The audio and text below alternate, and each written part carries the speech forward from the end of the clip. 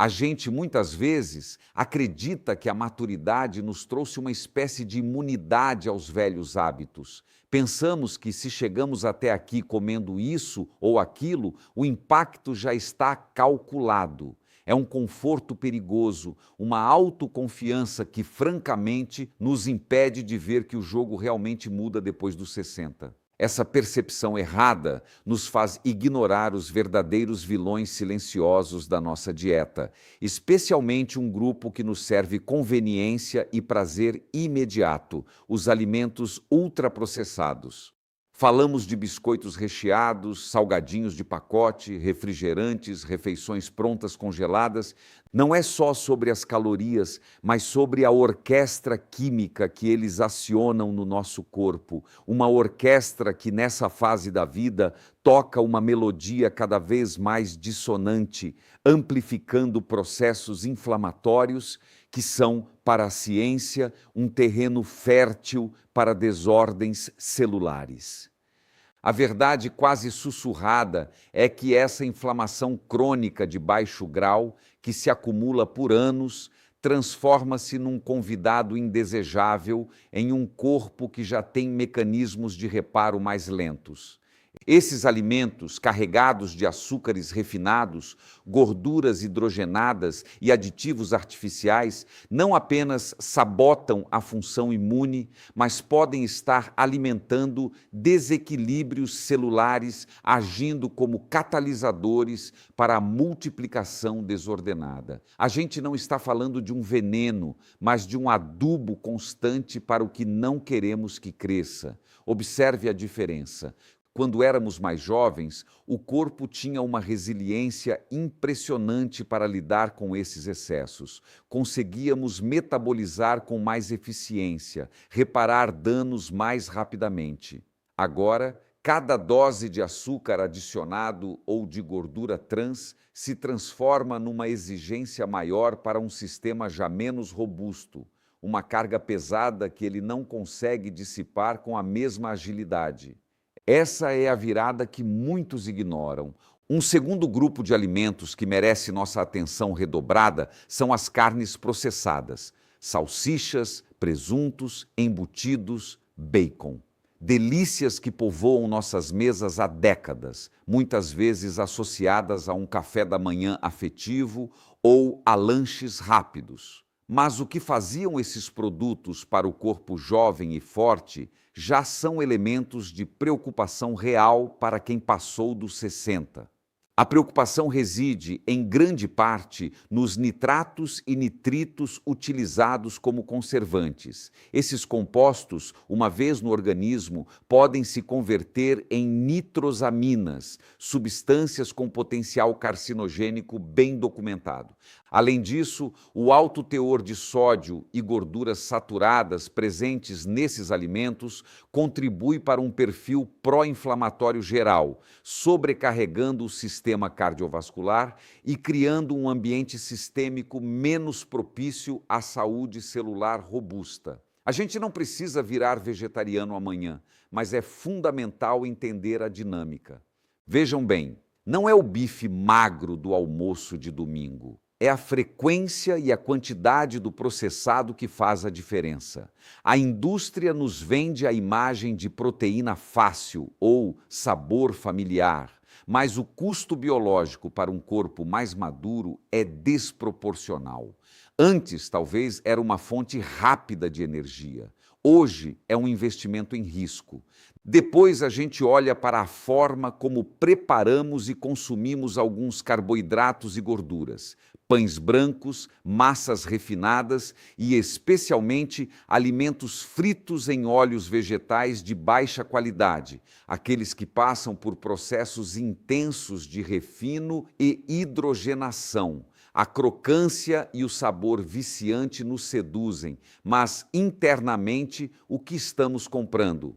Aqui o problema é duplo. Primeiramente, os grãos refinados, por não terem a fibra e os nutrientes dos grãos integrais, provocam picos rápidos de glicose no sangue. esse sobe e desce constante ao longo do tempo pode levar à resistência à insulina e inflamação, condições intimamente ligadas ao desenvolvimento e progressão de diversas doenças, inclusive o câncer. Guardem essa conexão: desregulação do açúcar e inflamação silenciosa. Em segundo lugar, a fritura. Quando óleos vegetais refinados são submetidos a altas temperaturas, como no preparo de salgadinhos, batatas fritas ou certos empanados, eles podem formar substâncias como aldeídos, acroleína e os temidos AGEs, produtos finais de glicação avançada. Esses compostos são altamente pró-inflamatórios e oxidativos, literalmente danificando nossas células e o DNA ao longo do tempo. Para um corpo mais velho, a capacidade de desintoxicar e reparar esses danos é significativamente menor. Muitos de nós fomos criados com a ideia de que um prato frito era um prazer inocente. Talvez fosse, mas a identidade de quem agora busca saúde e longevidade exige uma nova lente, uma que veja além do sabor imediato. É preciso reconhecer que o que alimentava a nossa energia jovem agora pode estar cobrando um preço muito mais alto. O quarto tipo de alimento que nos pede cautela com a idade são as bebidas açucaradas. Estamos falando de refrigerantes, sucos industrializados carregados de açúcar e até mesmo bebidas energéticas. A gente as consome pela conveniência ou pelo marketing de energia rápida, mas o corpo, depois dos 60, as processa de uma maneira muito diferente e com consequências mais acentuadas. A carga glicêmica dessas bebidas é massiva e quase imediata, gerando um estresse metabólico considerável no pâncreas e no fígado. Esse impacto repetitivo e direto acelera a glicação de proteínas, processo onde o açúcar se liga a elas, prejudicando sua função e contribuindo para o envelhecimento celular e a inflamação.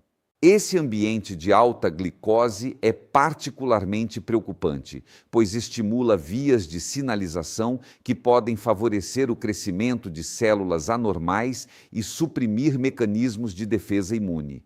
O risco de continuar ignorando essa relação é real. Para pensar, antes talvez a gente bebia um refrigerante para refrescar no calor, sem grandes preocupações além das cáries. Agora, a cada gole de uma bebida com xarope de milho de alta frutose, estamos adicionando uma peça à complexa arquitetura do risco, testando os limites de um sistema que já opera com menos margem de erro. Não é apenas matar a sede, é alimentar um processo. Finalmente, temos que falar sobre o consumo excessivo de álcool.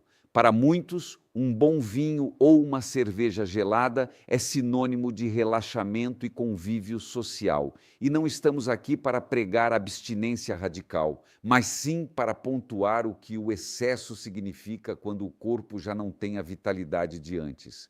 É fundamental entender que o álcool é metabolizado no fígado. E, com o tempo, a capacidade desse órgão de desintoxicar eficientemente diminui. Um consumo mais elevado de álcool pode gerar acetaldeído, um composto sabidamente carcinogênico, e aumentar o estresse oxidativo que danifica as células por todo o corpo. Além disso, ele pode interferir na absorção de nutrientes essenciais e desequilibrar a microbiota intestinal, ambos fatores importantes na prevenção e progressão do câncer. É uma das verdades que quase ninguém te conta, porque a cultura em torno do álcool é forte demais para ser contestada levianamente. Antigamente, talvez a dor de cabeça do dia seguinte fosse o pior resultado de uma noite de excessos. Hoje, estamos falando de consequências de longo prazo para um corpo mais vulnerável, efeitos que transcendem a ressaca e incidem diretamente na integridade celular.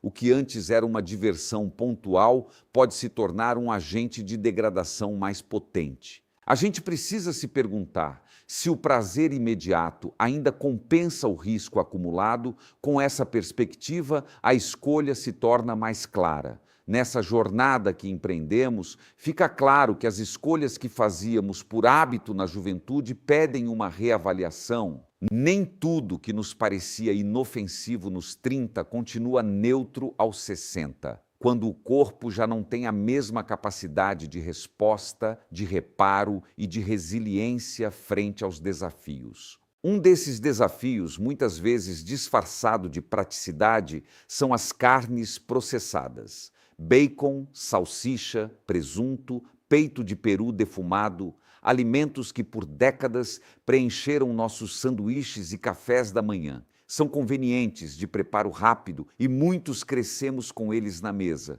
O que a ciência nos mostra, porém, é que o processo de curar e defumar essas carnes muitas vezes envolve nitritos e nitratos, que podem se converter em nitrosaminas no nosso organismo. Essas nitrosaminas são compostos amplamente reconhecidos por seu potencial carcinogênico, especialmente em trato gastrointestinal.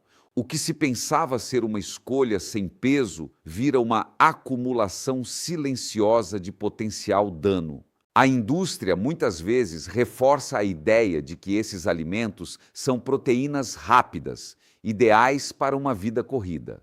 Mas para um corpo que precisa focar em manutenção celular e desinflamação, adicionar regularmente essa carga de compostos que exigem esforço extra para serem processados é como correr com o freio de mão puxado.